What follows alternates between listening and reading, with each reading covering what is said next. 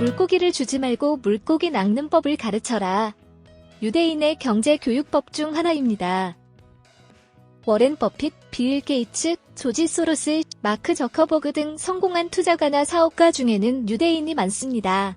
미국 인구에서 유대인의 비중은 2%에 불과하지만 이들은 미국 국민 총소득의 15%에 달하는 돈을 벌어들이고 있습니다.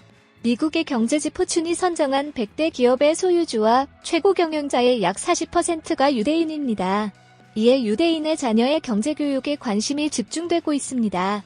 전문가들은 자녀들이 많은 용돈을 받는 명절을 자녀의 미래를 위한 목돈 마련과 경제교육의 시작점으로 활용할 수 있다고 조언합니다.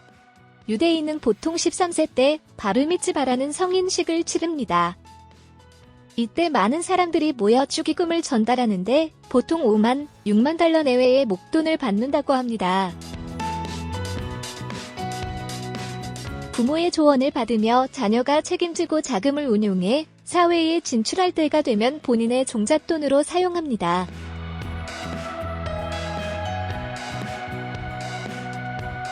청소년이 알아야 할 경제용어 100가지를 통하여 청소년들이 주변에서 쉽게 만나는 경제 이슈의 개념과 원리를 자연스럽게 터득하기를 바랍니다.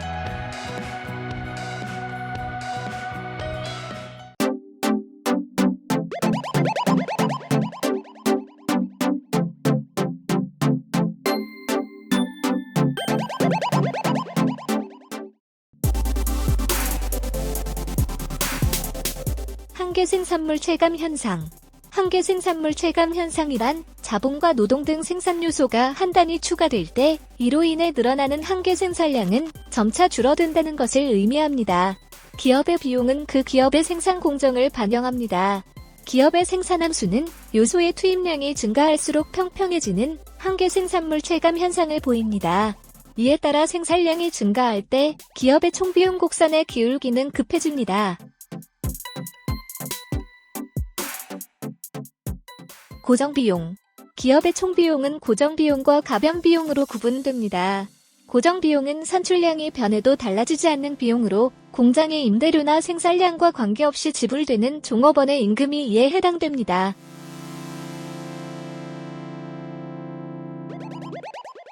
가변비용. 가변비용은 산출량이 변함에 따라 변동하는 비용으로 생산에 필요한 재료비나 생산을 늘리기 위하여 추가로 고용된 종업원의 임금이 포함됩니다. 한계비용. 기업의 생산량 결정을 이해하기 위해서는 평균비용과 한계비용을 이해해야 합니다. 한계비용은 산출량을 한 단위 증가시킬 때 총비용의 증가분입니다. 평균 총비용. 평균 총비용은 총비용을 산출량으로 나눈 것입니다. 평균 총비용은 다시 평균 고정비용과 평균 가변비용의 합으로 표시될 수 있습니다.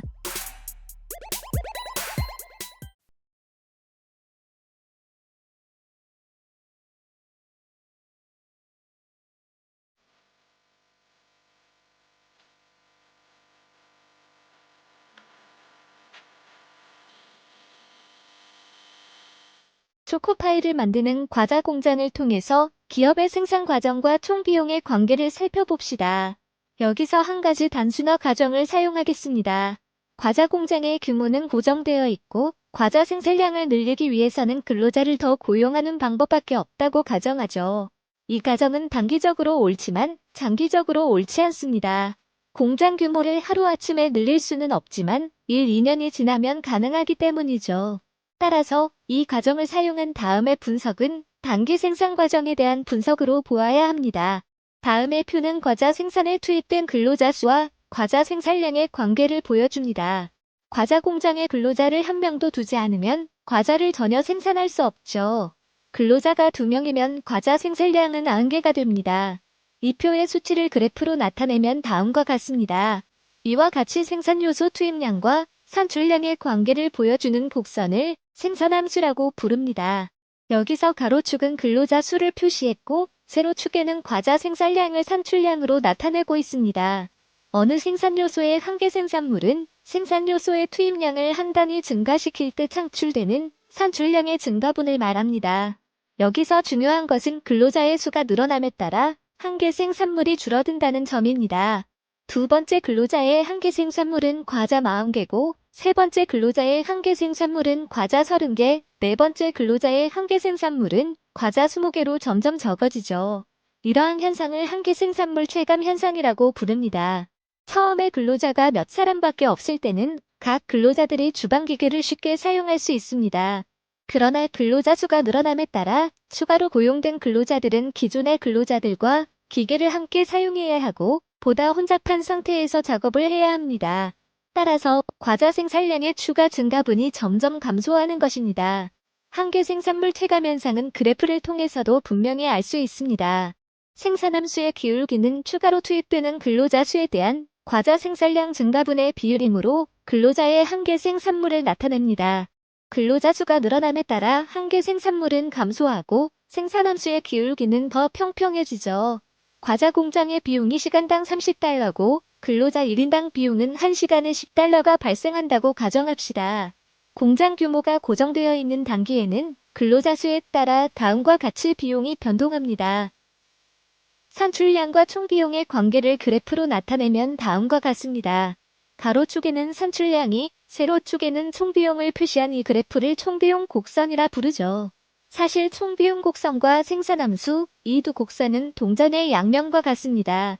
산출량이 증가함에 따라 총비용 곡선은 기울기가 점점 급해지지만 생산함수는 기울기가 점점 완만해지죠. 산출량이 증가한다는 것은 작업장의 근로자가 점점 늘어난다는 뜻입니다. 생산함수는 근로자가 늘어남에 따라 작업장이 혼잡해지고 과자 생산량의 증가분은 점점 감소하는 것을 보여줍니다. 반면 총비용 함수는 같은 양의 과자를 생산하기 위해 고용해야 하는 근로자 수가 더 많아진다는 것을 의미하죠. 따라서 산출량이 증가함에 따라 총비용 곡선의 기울기가 급해지는 것입니다.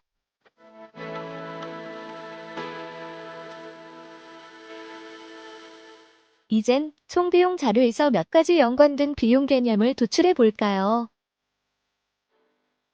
비용 개념이 어떻게 도출되는지 보기 위해 다음의 표를 먼저 살펴봅시다.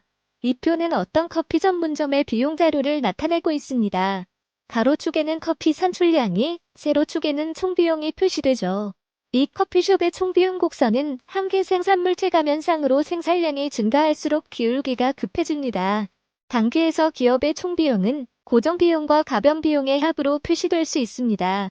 고정비용은 생산량과 상관없이 일정하게 발생하는 비용이죠.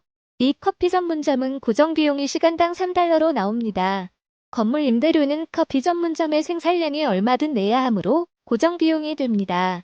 회계 처리를 전담하는 직원 또한 커피 생산량에 관계없이 월급을 지불해야 하므로 이 직원에 대한 보수도 고정비용이 되죠. 가변비용은 생산량에 따라 달라지는 비용을 말합니다. 커피 전문점의 경우에 커피 원두, 우유, 설탕, 종이컵 등이 여기에 해당합니다. 커피를 더 생산하려면 이들 품목이 더 필요하기 때문입니다. 고정비용과 가변비용을 분류할 때 조심해야 할 사항이 있습니다. 만약 커피 생산을 늘리기 위해 고용하는 종업원이라면 회계직원과는 달리 이들에게 지급되는 월급은 가변비용으로 분류됩니다. 커피 잔의 추가 생산에 따라 추가적으로 발생하는 비용이기 때문입니다. 커피 전문점의 고정비용과 가변비용을 가상으로 정리한 표는 다음과 같습니다. 고정비용이 3달러이므로 생산량이 한 잔이면 가변비용은 0.3달러, 두 잔이면 0.8달러가 되죠. 즉 총비용에서 고정비용을 빼면 가변비용이 나옵니다.